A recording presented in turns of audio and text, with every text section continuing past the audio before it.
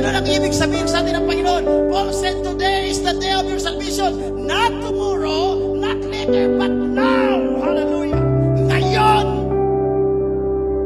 Kapag nandun ka sa bahay mo, hisiran mo yung kapitbahay mo, sabihin mo sa kanya, ngayon ang oras mo para tanggapin si Jesus at magkaroon ka ng buhay na walang hanggan.